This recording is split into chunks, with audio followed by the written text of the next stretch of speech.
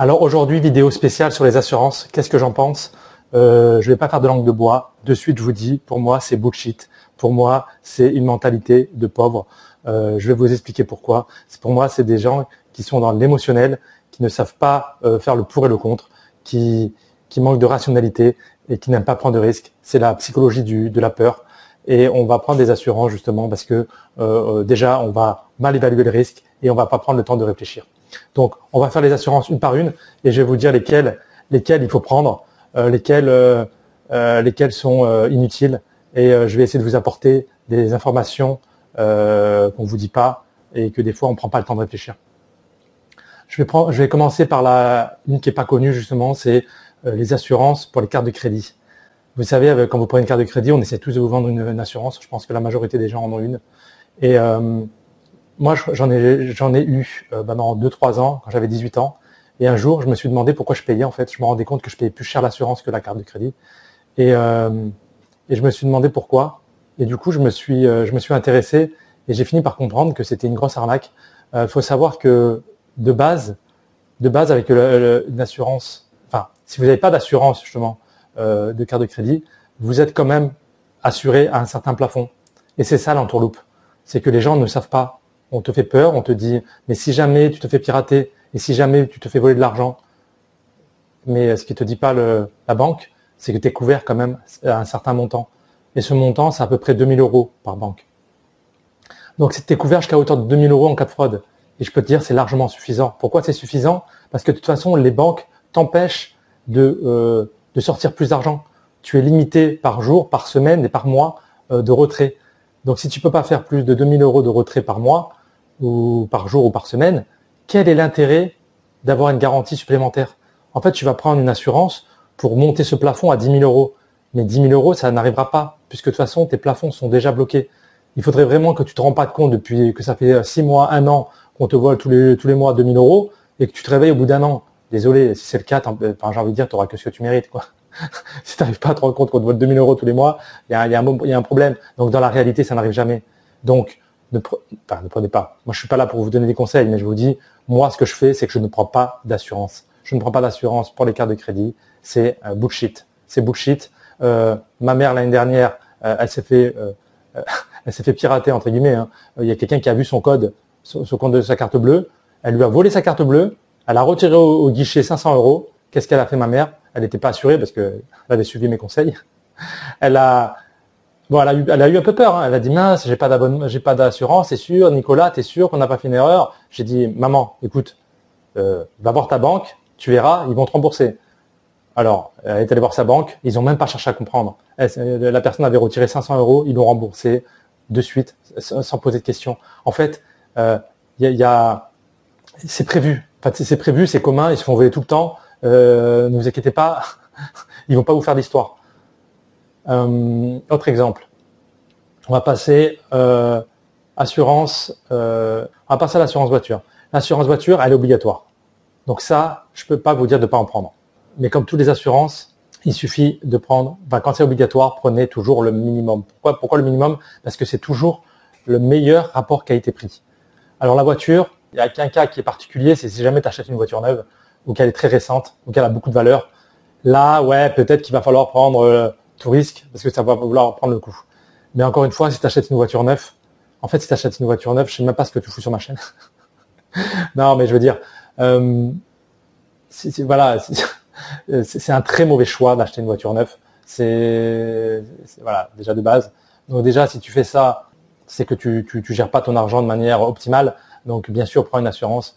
Après, encore une fois, si ta voiture a encore une grosse cote, prends une assurance. Mais je pense que 80% des gens ont des voitures qui ont dès qu'elle a plus de 7-8 ans, même si elle est encore cotée, même si elle vaut encore 5-6 000 € à la cote, ça ne vaut pas le coup. Ça vaut pas le coup de prendre une assurance.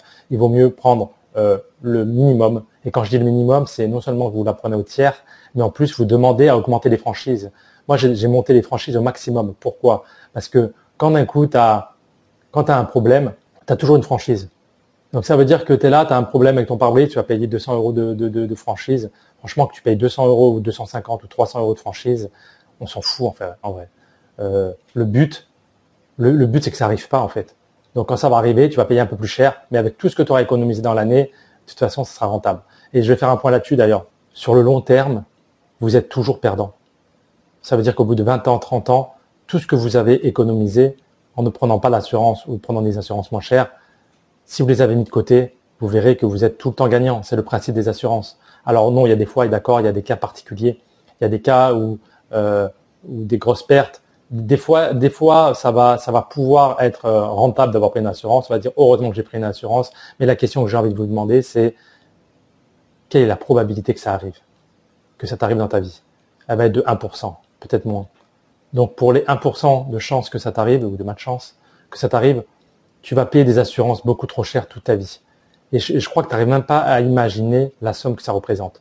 Parce que tu vas faire ça pour toutes les assurances, que ce soit habitation, ta mutuelle, ta voiture, ta carte bancaire, etc., ton téléphone. Tu vas prendre des assurances partout et un jour tu vas me dire « Ah, heureusement que je t'ai pas écouté parce que là, dans ce cas précis, c'était rentable. » Mais moi, je te ferai la démonstration que non.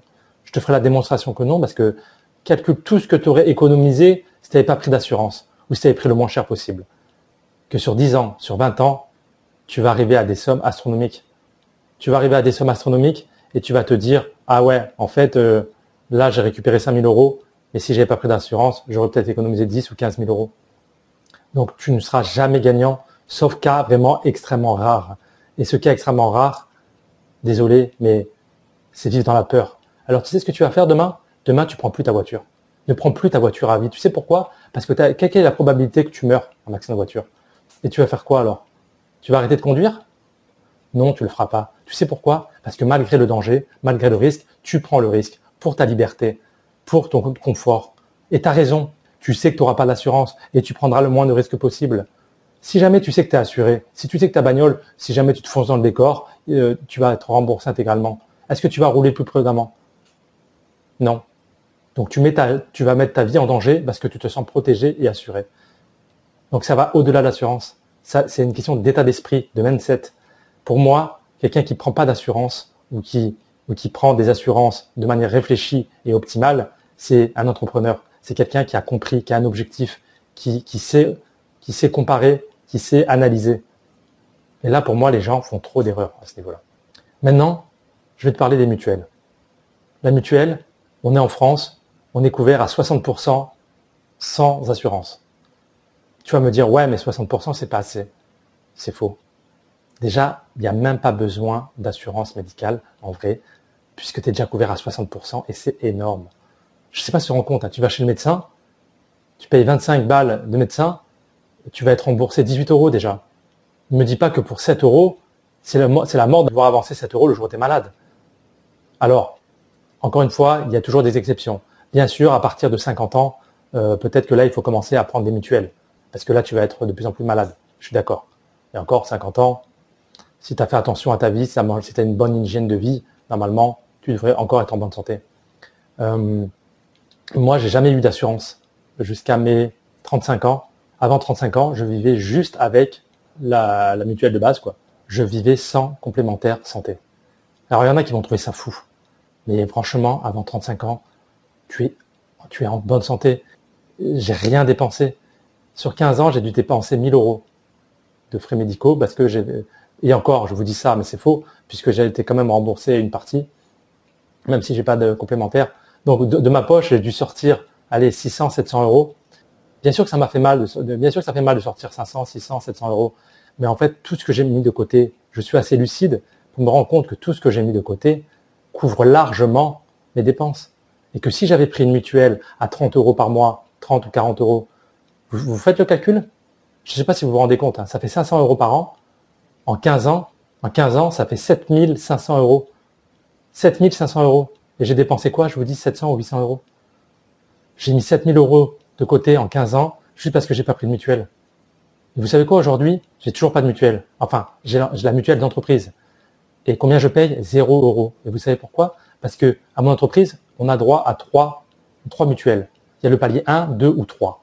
Le palier 1, elle me coûte 15 euros. Mais la prise en charge de mon entreprise, c'est 15 euros justement. Donc elle me revient à 0 euros. Elle m'est entièrement couverte par mon entreprise. Et ce qui est marrant, c'est qu'on est combien? On doit être une cinquantaine dans mon entreprise. Sur 50, on ne doit même pas être une dizaine à avoir pris le palier numéro 1. Pourquoi? Parce que tout le monde prend le palier 2 ou le palier 3. Le palier 2, c'est 55 euros. L'entreprise prend en charge 15 euros. Et les gens, ils se disent, ah ben ça me fait plus que 40 euros à payer. 40 euros, ça va. Non, ça ne va pas. 40 euros fois 12 mois, ça fait dans les 500 euros. 500 euros par an. Encore une fois, 500 euros par an, ça fait, sur 10 ans, ça fait 5000 euros. 5000 euros au bout de 10 ans. Je ne sais pas si vous vous rendez compte, quoi. Alors qu'avec le palier 1, tu es couvert à 100% de tes soins. Quoi qu'il arrive, tu seras remboursé à 100%. Alors oui, les dents, c'est mal remboursé. Si jamais tu dois faire une couronne ou quelque chose comme ça, tu vas devoir sortir de ta poche peut-être 500 euros. Et encore un peu moins, 300 euros. Parce que tu vas être quand même couvert à une partie. Mais prendre l'option numéro 2 pour pouvoir être remboursé à 200%, c'est une bêtise. Tu vas économiser 200, 300 euros quand tu vas avoir une grande intervention. Tu vas économiser 1000 euros, mais derrière, tu en perds 5000. J'ai l'impression que personne ne fait les calculs sur du long terme. Et je vais vous dire pourquoi les gens préfèrent prendre des assurances. Parce que c'est pour ça que je vous dis, c'est une stratégie de pauvre. Parce que si tu es incapable de mettre cet argent, au lieu de le mettre dans l'assurance, si tu es incapable de le mettre en épargne, bien sûr que s'il faut sortir 1000 euros, tu ne pourras pas les sortir. Donc bien sûr que si tu es incapable d'épargner, ne m'écoute pas. Continue à payer plus cher. Mais c'est là le piège. C'est que tu as du mal à épargner, tu es entre guillemets pauvre, et tu vas le rester encore plus parce que tu payeras 5 ou 6 fois plus cher. Si tu veux commencer à sortir de la pauvreté, commence par épargner. Épargner, ça veut dire tout ce que tu mets là dans les assurances, mets-le de côté. Mets-toi un compte épargne santé. Et tu verras que quand tu mets 40 ou 50 euros tous les mois dessus, et qu'à la fin de l'année, il y aura 500 ou 600 euros, tu vas pas te sentir en danger. Si jamais tu as un problème, tu dois changer de lunettes, si jamais tu dois faire une couronne, tu les auras les 600 euros pour les mettre. Et tu verras que la deuxième année, tu auras 1200 euros. Si jamais tu n'as pas dépensé la première année, tu as 1200 euros. Sur les 1200, il va peut-être te rester que 1000, parce que tu auras peut-être changé des petites lunettes ou des choses comme ça. Mais vous allez voir que chaque année, ce compte santé, il va grossir. Au bout de 5-6 ans, vous allez vous retrouver, je ne sais pas à combien, vous allez vous retrouver à 5000 euros. Et quand tu auras 5000 euros dessus, ne me dis pas que tu ne sois pas en sécurité.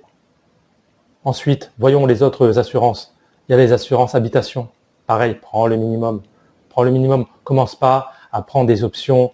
Il y en a qui prennent des options vol. Tu peux être assuré jusqu'à 50 000 ou 100 000 euros. Ne fais pas croire que tu en as pour 50 000 euros de bijoux chez toi. Tu veux que je te raconte une anecdote? Une fois, je me suis fait cambrioler chez moi. Enfin, cambrioler. J'avais oublié de fermer ma porte. Ils sont rentrés comme dans un moulin. Ils ont fouillé partout. Tu sais ce qu'ils m'ont volé? Ils m'ont rien volé. Ou plus exactement, ils m'ont volé mon parfum. Ils m'ont volé un flacon de parfum.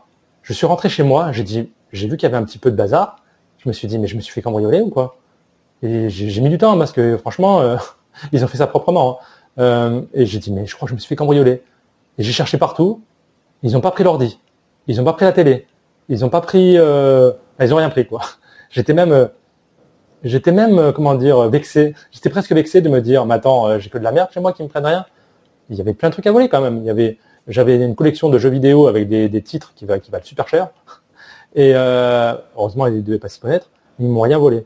Ils m'ont volé un flacon de parfum. Donc, ne soyez pas parano. On va vous voler quoi? Même si on vous vole des bijoux, ne me dites pas qu'il y en a pour des 1000 et des cents. Ce que le voleur ne vous aura pas volé, c'est l'assurance qui vous l'aura volé. Tu entends? Ce que le voleur ne t'aura pas volé, c'est ce que l'assurance t'aura volé. Et des fois, l'assurance te l'aura volé même 2 fois ou 3 fois ou 10 fois plus. Et on dirait que ça te fait moins mal de te faire voler par une assurance que de te faire voler par un citoyen lambda. Et c'est ça que je comprends pas. Le message que je veux que tu retiennes, c'est que les assurances, c'est du vol. L'assurance, c'est pour ceux qui ont peur, ceux qui sont contraints à en prendre parce qu'ils ne savent pas gérer leur argent. C'est la psychologie de la peur. C'est une arnaque. Et quand tu comprends ça, vous vous rendez compte que, surtout quand vous avez peu de moyens, c'est un levier extraordinaire. Ça te fait faire des économies, ça te responsabilise. Et ça, c'est important, c'est que ça te responsabilise. Te cacher derrière une assurance en disant « moi, je suis protégé », tu n'as pas besoin de donner de l'argent à quelqu'un et dire « si un jour je suis en galère, tu me le rends ». surtout qu'il va te le rendre un dixième de ce que tu lui auras donné. Donc, sois intelligent, réfléchis, et dis-moi ce que tu en penses en commentaire. Alors, s'il te plaît, commence pas à me sortir des arguments du style c'est dangereux, ne me fais pas des commentaires sur la peur, donne-moi du pragmatisme, donne-moi des exemples concrets où ça pourrait servir. Je sais qu'il y en a, hein. Encore une fois, je sais qu'il y a des moments où ça peut servir, mais je demande de l'intelligence. Voilà, j'espère que cette vidéo, ça va vous interpeller. J'espère que vous n'allez pas trop mal le prendre sur mon ton. C'est vrai que des fois j'ai un ton un peu trop directif. Voilà, j'espère que cette vidéo fera réfléchir certains d'entre vous.